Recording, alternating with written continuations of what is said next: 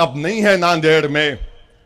आप खुद देखो कि सैयद मोइन की वापसी हमारे पास हुई।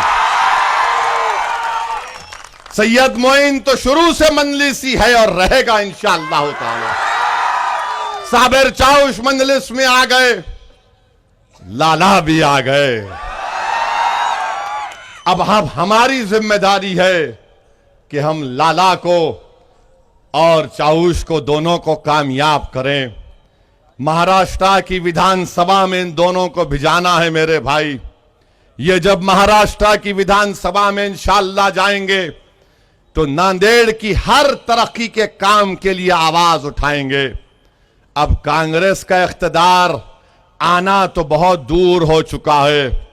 अगर मोदी और बीजेपी के बढ़ते हुए कदमों को रोकना है, उनके नापाक अज़ाइम में उनको शिकस्त देना है, तो मैं आपसे अपील करने आया हूं कि वोट डालो, वोट डालो, मंजलिस को वोट डालो, पतंग के निशान पर बटन दबाओ, तभी जाकर हम अपने मसाइल को हल कर सकेंगे।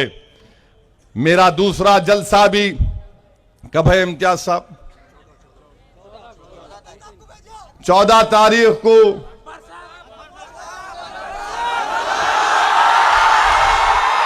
अकबर साहब की सेहत के लिए दुआ फरमाइए।